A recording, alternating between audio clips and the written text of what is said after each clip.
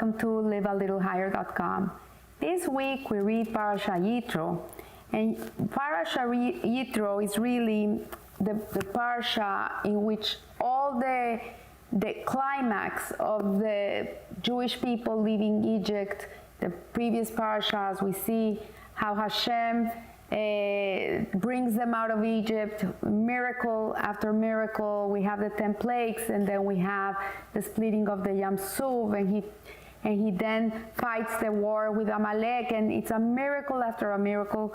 But when we come to this parasha Yitro, we really come to experience the greatest miracle of all.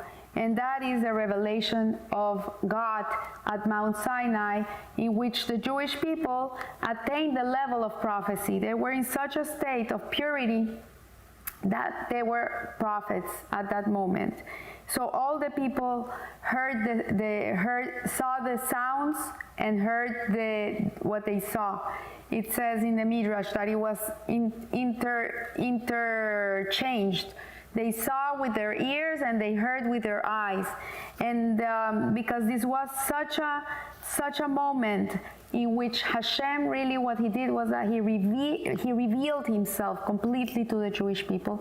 He took away the veil of the nature where he was hiding, and he was being able to be heard. And so the commentaries explain that the Jewish people heard the first two commandments and their souls left their bodies because they just couldn't take so much revelation. They were not fit to receive such a revelation. And after the second commandment, they expired. Their souls left their bodies, and eventually they had to be revived. And at that moment, they said to Moshe Rabbeinu, like, we cannot take this, we'll die. We cannot take so much revelation. And so Moshe Rabbeinu went up the mountain, and the Jewish people stayed waiting for him until he came back with the Luchot. We know that whole story, it's in the future to be told. But at that moment, they couldn't take it. So each miracle of the redemption was accompanied by a new commandment. The plague of the Egyptian firstborns and the Exodus were accompanied by the mitzvot of sanctifying the new moon, which is the Rosh Chodesh, was the first mitzvah Hashem gave the Jewish people when they were coming out of Egypt, and the laws of relating to the Passover sacrifice.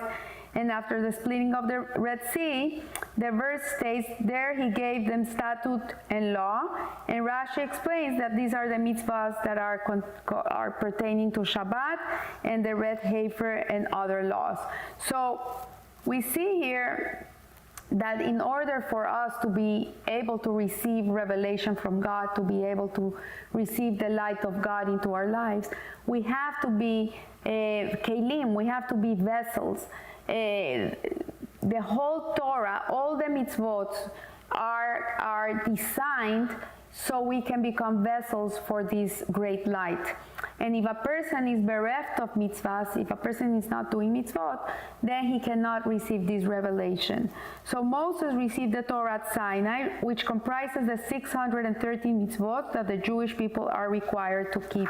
So we received 248 positive commandments, and we received 365 negative commandments. And so there's the ones that we do out of love. This is what makes a Jew keep things, keep kasher, keep the laws of kashrut, keep Shabbat.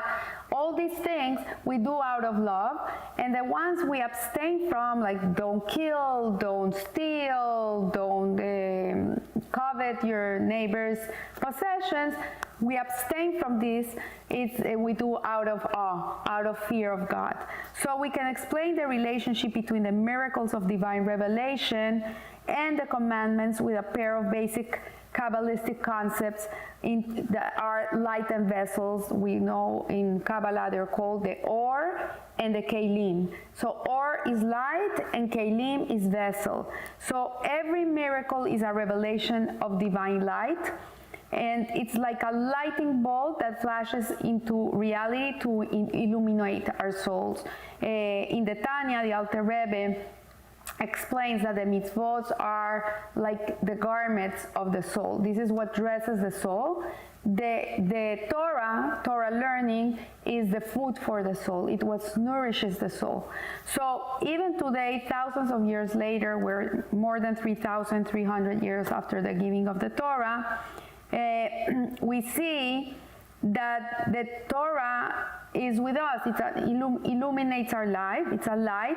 And in every generation, every person, every individual is required to regard himself as if he left Egypt in his generation. So what does this mean? We know that Egypt, the word for Egypt is Mitzrayim, which means contraction, like boundaries, restriction, justice.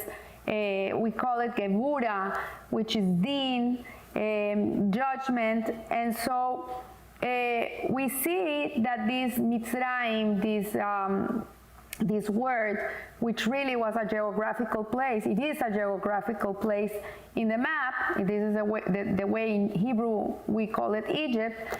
But in reality, we all are chained to something.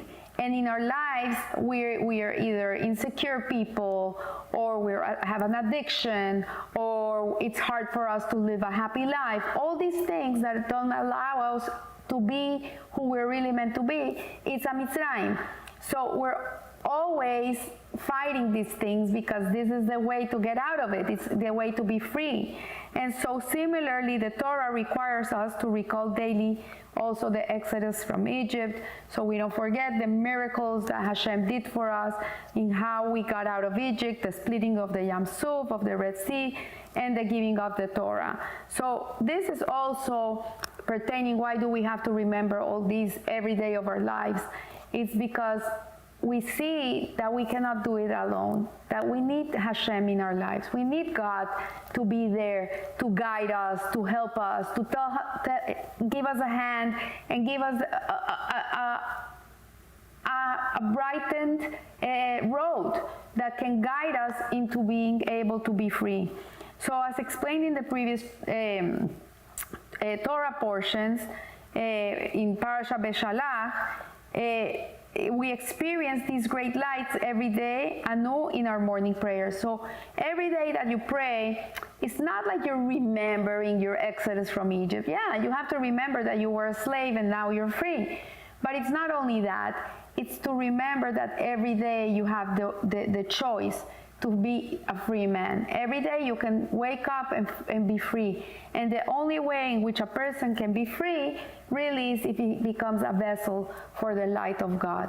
If he's not a vessel for the light of God, then he's gonna be always chained. So without a vessel to contain the light, is prone to disperse until nothing remains of its great potential. So it's like if you have a broken glass and you pour water inside that glass, well, the glass is not going to be able to retain the water you're going to give into the vessel. You need a complete glass that is not broken so you can pour in the water. So the same way, our neshama, we have to be a complete vessel. And the way to be a complete vessel is when we do the mitzvot. Then we're able to contain that light, that of the Torah. So we can only reap its benefit by creating an appropriate vessel to collect the tremendous energy released. And the mitzvot allow us to integrate the light at every stage of the proceeding. And the sages state that in order to redeem the Jewish people from Egypt, God gave them the commandment of the Passover sacrifice and required circumcision. And these mitzvot enable the light of redemption to be properly integrated into their souls. So what happened is that when the Jewish people were going to come out of Egypt, they were in their 49th degree of defilement. Like they were so impure, like one more degree and that would have been the end of them. But Hashem had so much mercy towards the Jewish people, and he still believed in us, that he gave us these commandments so we could become, we could create the vessel so the light could come in.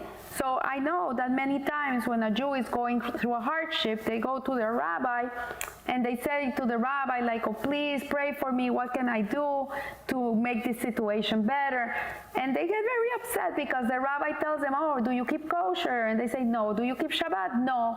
What mitzvahs do you do? Do you give the right amount of tzedakah? No. And they get upset and they come to me and say, they're taking advantage of my situation. They want to make me kosher. They want to make me shomer Shabbat. They're taking advantage. They're not helping me. And I tell them, you don't understand. You have to create a vessel.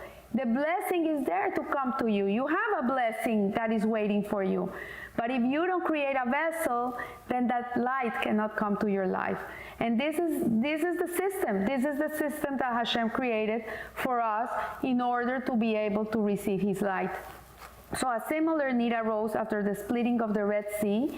And as they left the shores of the Red Sea, the Jewish people arrived at Marah. Marah is a place where they found drinking water. And this word Marah means bitterness. And when the Jewish people arrived there and they drank the water, they felt that this water was very, very bitter. And so Hashem told them to put some wood from a certain tree into the water that was a bitter wood, but this wood would make the water sweet. But in reality, the bitterness that they experienced is a reference to the psychological bitterness that accompanied the spiritual nosedive following the climax experience that they had just lived. Like when you're going through something that is so incredible and then the next day there's nothing, then we're prone to feel bitter. I felt that many times, like for example, when you're in the month of Elul, in the month of Tishrei, in the high holidays, and you're into this contained into this bubble of spirituality, and then the month finishes and you're thrown into the world again, into the daily normal routines, you feel somewhat like, I don't want to be here, I want to go back. I feel bitter. So also, for example, when you experience the birth of a son or a daughter or a grandchild, or when you're under the huppah with your children, the next day after all that preparation, all that, then there's this low, it becomes this low. And so he says, Rabbi Ginsburg, Yitzhak Ginsburg, he says, to alleviate the bitterness that ensues after such a moment of such a high, then the way in which we sweeten this bitterness is when we get busy doing mitzvot and learning Torah. This is the best antidote to anything in your life. The Lubavitcher Rebbe says, if you have a headache, learn Torah. If you have a toothache, learn Torah. If you feel sad, learn Torah. Go do mitzvot. This is the best antidote. So at Mount Sinai, the revelation was so powerful that the people were unable to bear it. They couldn't. So the only way we can contain such an enormous energy is by keeping the mitzvot. And this is why Hashem gave the Jewish people mitzvot before they came out of Egypt, because He had such an amount of light to give to them, but they were in such a poor spiritual state that if they didn't do these mitzvahs, they wouldn't be able to contain it. They wouldn't be able to receive the Torah. So lights and vessels, the or and the kelim, also refer to a general rules and details respectively. The light revealed at Mount Sinai constitute the general rule. Every commandment is a well-defined vessel into which light can be integrated. So the more mitzvot you keep, the more careful you're with your mitzvot, the more light you're going to contain. You're going to be a vessel for light. And so the 630 mitzvot are the details that contain the great light. As the verse states, for a mitzvah is a candle and the Torah is light. This is in Proverbs 6:23. And so the light revealed at Mount Sinai constitutes the general rule. Every commandment is well-defined vessel into which that light can be integrated. So sometimes you're put in a situation where you have the option to be a mensch and to do a Kiddush Hashem, or you're put in a situation where you're given an opportunity to help someone, give some tzedakah, or you're put in a situation where you can teach someone something of Torah. And these situations really, Hashem is giving you opportunities. I don't like to call challenges. For me, it's not a challenge to keep a mitzvah. It's an opportunity. The attitude is everything. How you look at life makes the whole difference. So if you are a Jew that feels that when you're doing mitzvot, you're carrying a heavy burden, a pack full of rocks, well, yes, being a Jew is a hard thing to be because it's heavy. It's heavy on you. But if you realize the great power that you have by carrying the load, by putting the yoke of heaven on your shoulders, and you don't see it as something heavy, but you see it like you're carrying the most precious gems that can exist in the world, then for you, it's not going to be a heavy load. It's going to be a pleasure. It's going to be an opportunity. And so the 613 mitzvot are the details that contain the great light. As the verse states, for a mitzvah is a candle and the light is the Torah. And the Torah is the light. So the commandments, with their myriad details and precise requirements, sometimes appear dark and gloomy. It's like you do a mitzvah and you really don't feel the light in the mitzvah. It's hard for you to do it. It's not easy. And so some individuals search for the original light by seeking new and exhilarating spiritual experiences. So Jews really are always looking for that light. We're searching for the light. We're the biggest searchers. So you see a person, a Jew, and he says, I'm a Buddhist, and you know he's a Jew. You know he's looking, he's not an Hindu. He looks blue eyes, whatever, I'm a Buddhist. For sure he's a Jew because he's looking, he's searching. We're always searching for that light. And so we see that the Zohar refers to the mitzvot as the 613 pieces of advice. Their appropriate advice can relieve an individual in moment of distress. So too, every mitzvah illuminates the moment. So Jews are searching. We're always looking. And sometimes we have to go the short, long way. We think it's a short way to experience this light, but at the end of the day, it's a very long way.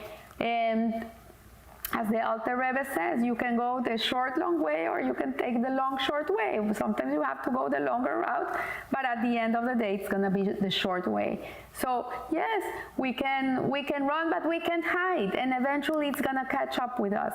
So Hasidus teaches that the source of the vessels is higher than that of the lights. Imagine, the source of the vessel is higher than the light itself. So this means that the vessel containing the light emanates from a higher source than the light it contains. And the source of the mitzvot is higher and more spiritual than the divine light revealed at the giving of the Torah.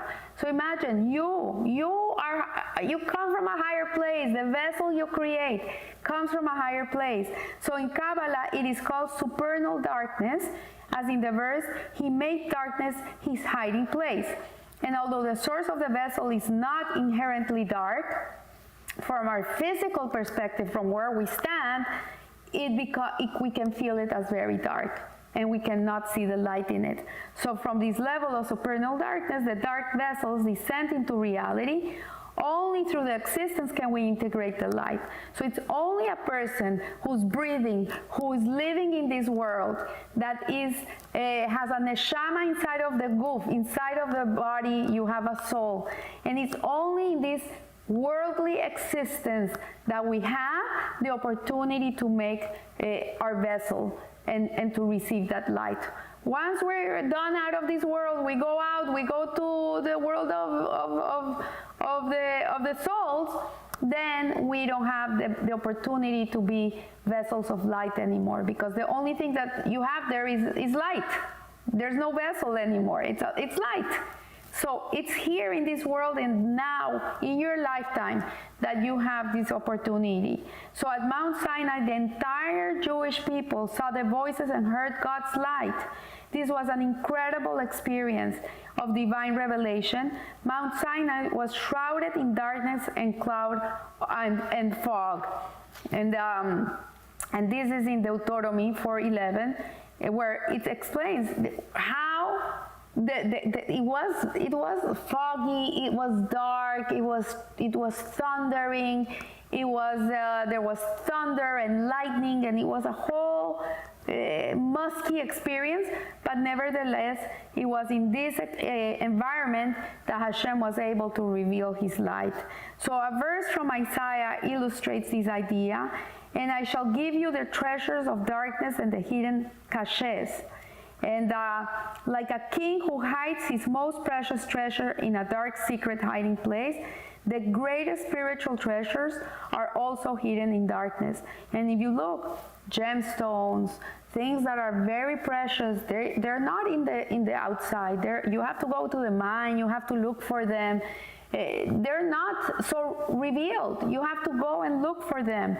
And he says the treasures were not revealed to Abraham, Isaac, and Jacob, but were stored away for the generation that was enslaved to Egypt. And they were so deeply ensconced in the physical darkness of this world that they were worthy of receiving the treasures of darkness.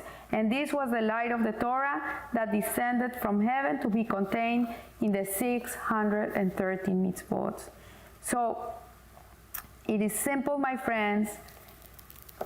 We have to look at life like a privilege, like an opportunity. We should not waste our lives in stupidity, in petty things, in fighting with people. Life is short, and it's too precious. And a person has to use his life wisely, connect to the Torah, connect to the mitzvot. You'll be a vessel of light. And you know, light attracts light. You will be surrounded by light, and you will help other people reach their light. So I wish you a blessed week, and remember, live a little higher. Thank you.